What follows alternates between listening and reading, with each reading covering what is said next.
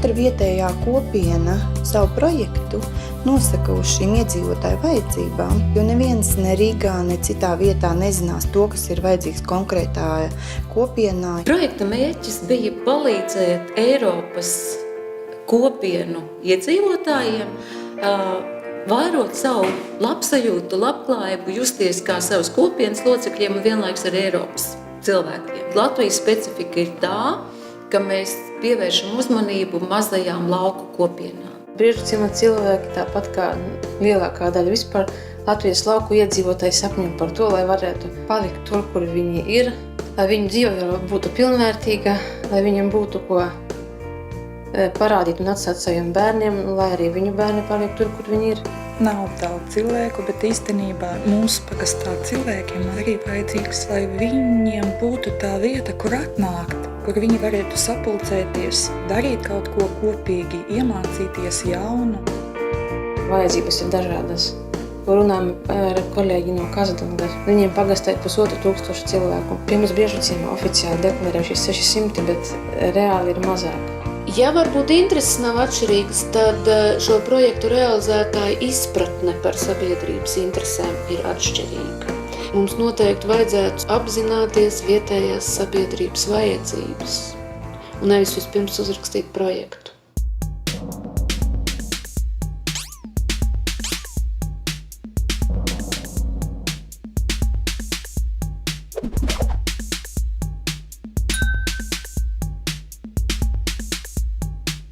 Jebkurš projekts ir labs ar to, ka viņš tevi samobilizē realizēt kādu tavu ideju.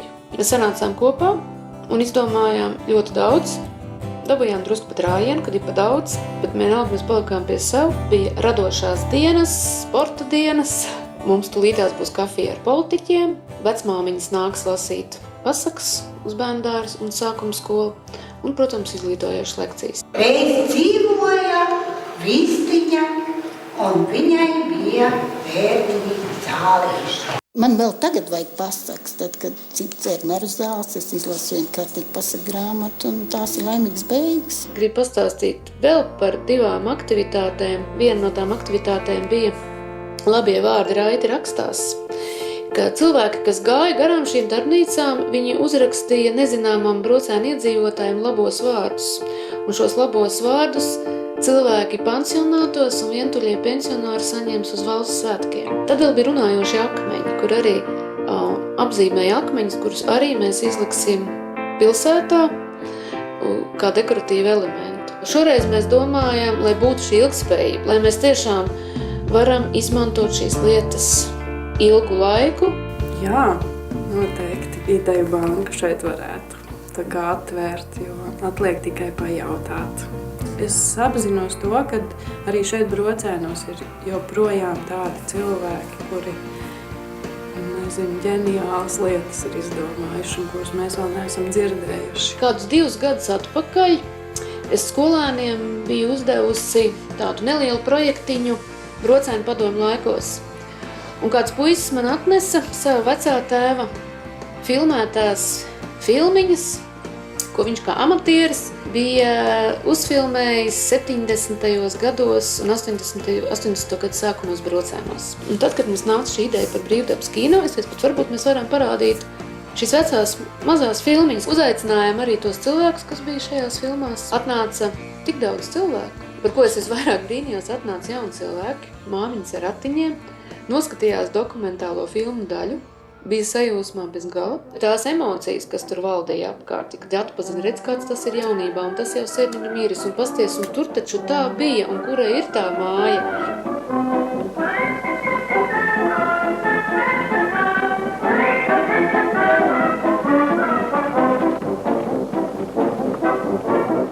Tā kā finansējums nebija tik liels, tad atkal mēs jau pārbaudīt to savu ceļu izvēlējāmies būtībā piedāvāt iedzīvotājiem apgūt jaunas zināšanas. Mums ir tāda interesanta lieta kā radošā uzņēmēja darbība, tāds seminārs. Tad mums ir, ko ļoti gribēja meitenes pārsvarā, ainavu dizains, lauku sētas iekārtošana. Un tad mums būs mājās gatavot to kosmētiku. Mēs ļoti gribējām sakopt šo upi, Alokstes upi, lai tā būtu skaista un pieejama makšķerniekiem un arī laivotājiem un arī orientēšanās sacensību dalībniekiem. Man liekas, ka tā upe nekad nebija tīrītā. Nekad. Protams, ka tas darbs bija ļoti, jāsaka, tomēr smags, tāda no mana viedokļa, jo diezgan augstā ūdenī un zāģēt un to zarus nest, tas nebija tāda vienkārši pastaiga. Bērni kaut arī bija noguruši un arī izmirkuši, bet bija ļoti priecīgi un laimīgi. Un es domāju, ka vecāki viennozīmīgi bija lepni par saviem puikām, savām meitenēm.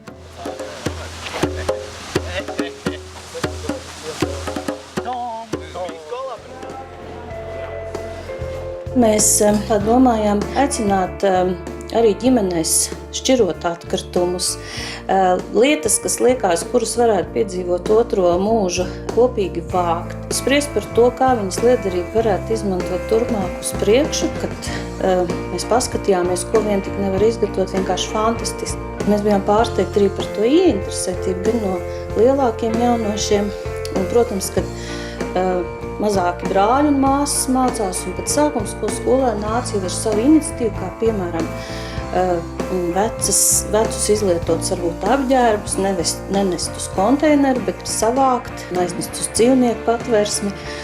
Tādā veidā arī tās lietas izmantojot. Mums taču jau 3 gadus gandrīz darbojas rokdarbu pulciņš un apmeklē 10 sievietes.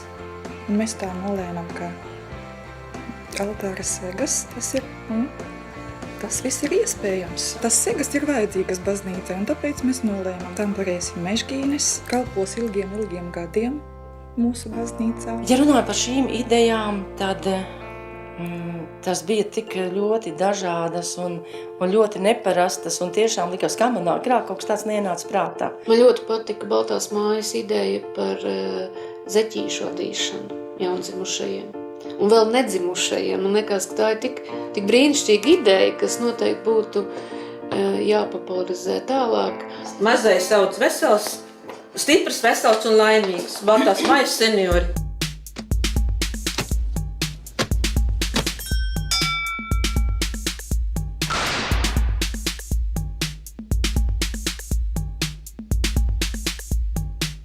Kopā izdevās savest jauniešus ar senioriem, savest kopā dažādu profesiju cilvēkus. Jaunieši apbrauca novadu, jo mēs bieži vien braucam uz Stokholmu ar prāmi. Tagad vēl kaut kur tālāk, bet mēs neesam apskatījušies, kas mums ir tepat apkārt. Un te jaunieši ar velosipēdiem to izdarīja. Pēc tam to pašu darīja pensionāri. Un izrādās, ka novada pensionāri tā īsti nemaz kopā paši nebija satikušies. Autobusā satikās šie 50 cilvēki, kur bija no visa novada. Un tas sākās, atcerējās jaunību, atcerējās tur visas jaunības dienu mīlestības, braucot pa novadu, aprunāja katru vietu, kas tur kādreiz bijis. Senioru sievietes sanākušas un mācījās fotografēt. Viņas īstenībā rada brocēnu vēsturi. Viņa iemācījās šo savu vienu prasmi, un viņa visur ir tagad ar savu fotoaparātu. Viņa draugos, viņai ir pašai sava galerija, viņa sazinās ar citām tantēm, un viņa mācās joprojām pati sazinoties ar citiem senioriem Latvijā. Mēs esam lauzuši stereotipus par daudziem cilvēkiem savā kopienā. Projekta ietveros mēs rīkojam ekskursiju novadu pensionāriem novadu, un projekta vadītāja Kristīna bija paņēmusi līdz 2 savus brīvprātīgos jauniešus. Tad, kad mēs satikāmies pie autobusa, tad es domāju, kas nu tagad te notiks? Un cik liels bija mans pārsteigums, kad seniori nāca pasākuma beigās pie manis klāt un prasīja, kurā klasē mācās šie brīnišķīgie bērni. Jo viņi sevi parādīja pilnīgi citā gaismā. Man jāsaka tā, ka mēs tagad mācību procesā viens uz otru skatāmies pilnīgi savādāk. Viņi uz mani un es uz viņiem. Kristīna ir izveidojusi brīvprātīgo jauniešu tādu grupu. Lielākā daļa šo brīvprātīgo jauniešu ir tie, kas krīt ārā no formālās izglītības. Vislielākā lieta ir kontaktēšanās. Ja mēs tās durvis turam ciet un neejam ārā un nekontaktējamies, tad mēs nekad neko jaunu neuzzināsim. Man ienāk meitene un 7. klasē, jā. Viņa saka, skolā mani negrib mājās, mani negrib jāiet, kur. Es saku, sēd, es tev gribu. Viņi darbojās un viņiem ir interesanti un visi lielie mūsu novada pasākumi ir noorganizēti ar šo jauniešu palīdzību. Un tagad mums ir jārisina šī otra problēma, kā sadabūt kopā šīs divas jauniešu grupas, tie vieni, kuriem ir augsti akadēmiskie sasniegumi, un viņi nesaprot, ko tad tie tur dara tagad, ja? Un tie, kuri nevar sevi varbūt pilnvērtīgi parādīt skolā, bet ļoti labi parāda vietējā sabiedrība, organizējot pasākums. Mēs domājam par to, kā piesaistīt jauniešus, jaunās ģimenes dzīvošanai Vīpē. Ja līdz šim mēs Vīpē jau vairākus gadus skolā, pie skolas mums bija 5-gadīgo, 6-gadīgo bērnu grupa, kas ir obligāta sagatavošanai skolai. Tad šajā gadā, 1. oktobrī, arī atvērsies, saukšas viņu par bērnu dārza grupu, jo tur būs no 1,5 gada līdz 4 gadi. Šī gada vasarā uzsākām grupiņas veidošanu, gan telpu iekārtošanu, gan ārēju rotaļlaukumu iekārtošanu. Mēs tā kā tiešām cenšamies aptvert visas sociālā riska grupas. Viena no mazaizsargātākām ir ģimenes, kurās ir bērni ar invaliditāti, jo šīm ģimenēm tomēr dzīvē nākas saskarties ar vairākām krīzēm. Un ir labi, kad esam mēs, kad ir vieta, kur atnākt šiem cilvēkiem, kur ir iespēja saņemt atbalstu. Siguldas novadā arī tikko burtiski mēs esam nodibinājuši sporta iniciatīvu atbalsta klubu, kurā apvienosim nevalstisko organizāciju cilvēkus ar funkcionāliem traucējumiem, lai viņš veidojas kā tāds integrēts klubs, ja, kur ir cilvēki arī, kas vēlās vienkārši nodarboties. Tur mēs visi esam tā kā līdzvērtīgi. You're trying to win what you've already won.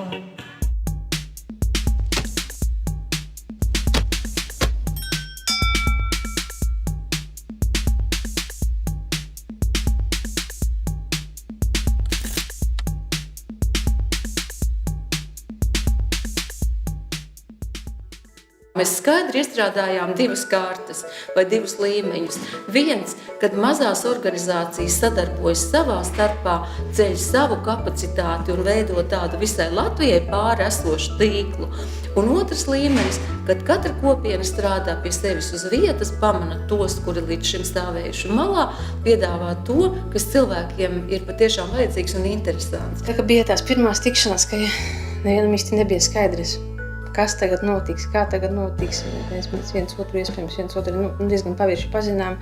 Un tad likās šausmas, kuras esmu nokļuvusi. Pirmkārt jau mēs paši pirmo reizi piedalījāmies projektā, kurš pašiem ir jāuzraksta sadarbojoties 12 organizācijām. Un tas bija tāds ļoti liels izaicinājums. Otrs ieguvums ir šī sadarbība starp šīm organizācijām.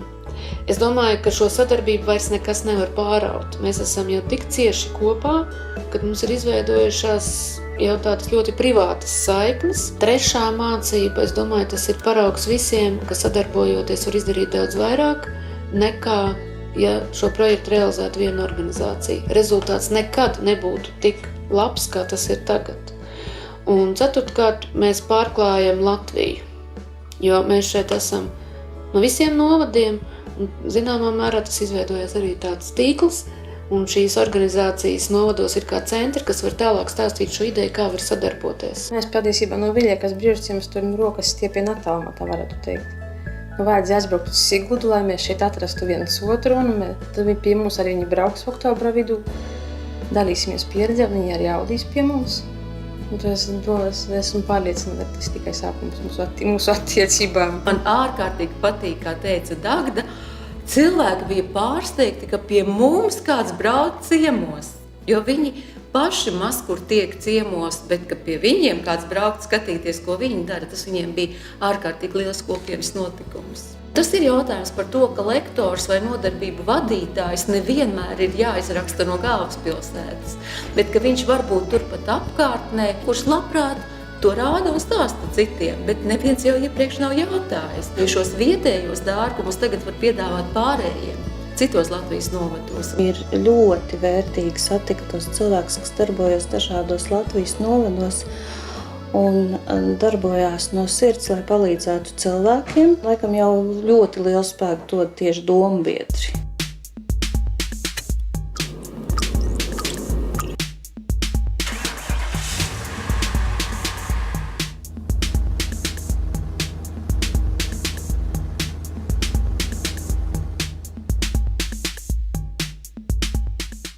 Mēs esam jau labu laiku sapratuši, ka, lai realizētu projektus, nav vajadzīga liela nauda, jo īstenībā daudzas lietas ir tepat apkārt, viņas vienkārši ir jāpaņem. Katram mājās ir burka, mēs nopērkam atgriezumos mežģīnes, ietērpjam šīs burkas un mums būs novembra svētkos brīnišķīgi izrotāta pilsēta un tas nemaksā praktiski neko. Šeit ir atkal svarīgi, ka viņi rīkojās ar šo naudiņu kā ar savējo.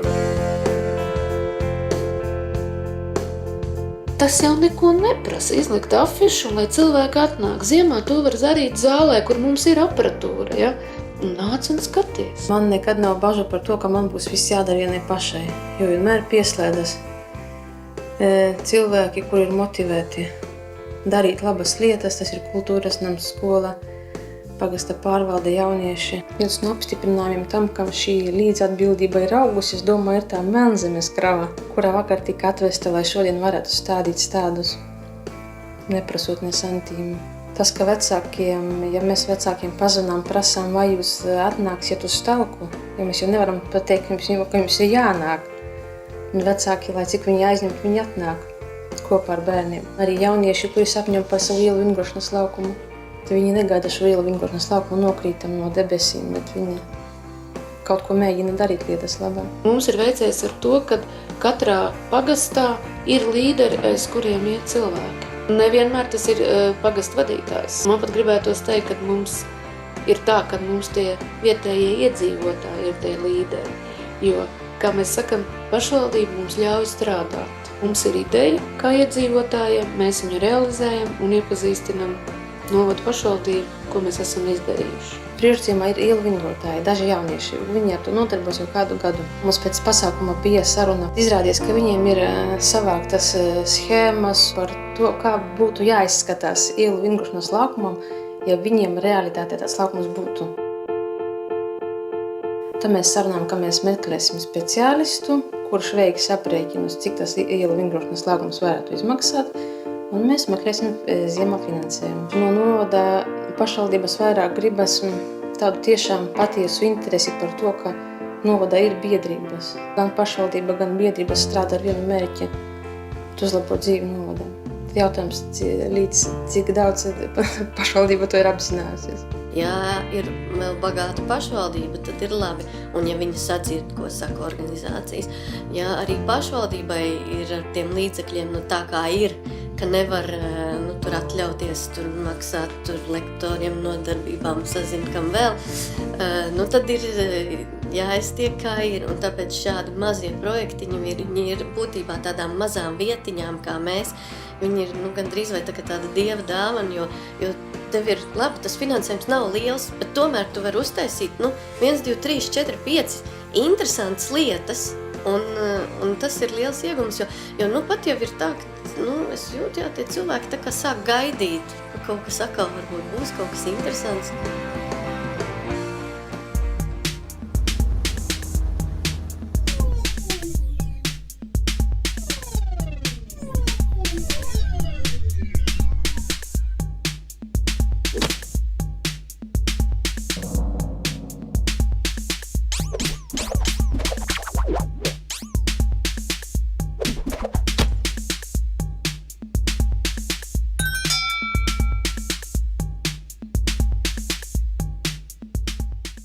Nevalstiskā organizācija nevar sev tik ļoti celt to kapacitāti ar tik nelielu projektiņu.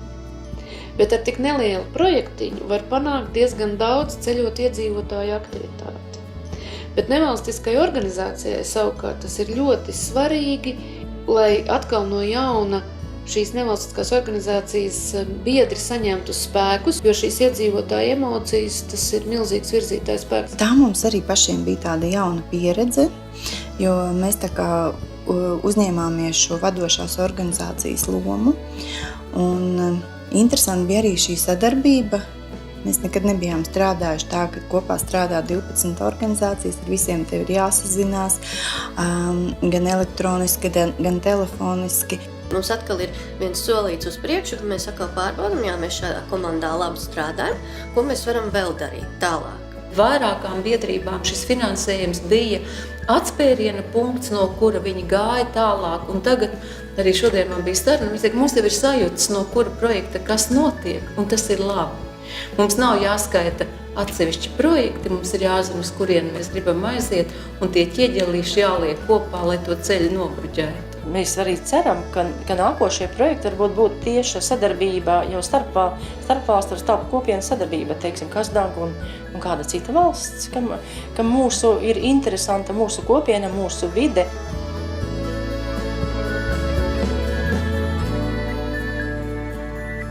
Daudz cilvēki ir iznākuši no mājām, saskatījuši kaut ko citu, saskatījuši kaut kādus savus resursus, ko viņi nākotnē varētu darīt arī paši. Un man liekas, ka tas ir tas svarīgākais, kad ir iekustināta šī sniega bumba, un es domāju, ka tas aizies tālāk, ka cilvēki iesaistīsies vairāk un sapratīs, ka daudz ko var arī darīt paši. Ir radušās vēl jaunas idejas, kuras mēs noteikti realizēsim. Pēc šī projekta meklēsim finansējumu. Vienīgais tagad šaubas par to, kā to visu paspēt izdarīt, ko esam saplānojuši. Es esmu daudzas reizes domājis, viss pietiek, jābeidz. Ir jāsāk dzīvot normāli cilvēku dzīvi, iet tur, kur mani aicina, nevis pašai lēkāt pa priekšu. Bet laikam ir kaut kas tāds, ka es to vienkārši nevaru izdarīt. Tā ir tāda misijas apziņa, man liekas. Es vienkārši gribu izdarīt to, ko es spēju izdarīt un ko es redzu, kas nāktu par labu visiem. Man nav būtiski, vai man par to maksā, vai man par to nemaksā. Ja man tas sagādā pašai gandarījumu, tad es to daru. Man ir veicies ar maniem vadītājiem, ka viņi man ļauj darīt to, ko es vēlos. Zināmā mērā tā ir viņu uzticēšanās man, bet tas man dod ļoti lielu gandarījumu un tas dod brīvības sajūtu. Priekš manis personīgi Brīvruciems ir pasaules centrs. Jo es dzīvoju Brīvruciemā un es darīšu visu, lai maniem bērniem dzīve būtu pilnvērtīga. Tas arī tāds nosacīts jēdziens nomaļā. Mēs esam Eiropas Savienībā, esam Latvijā, Latgalē.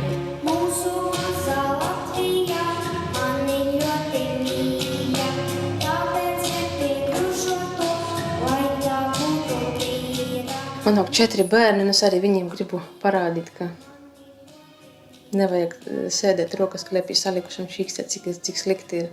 Ne tikai tu pats. Un tev jāsāk pašam ar sevi.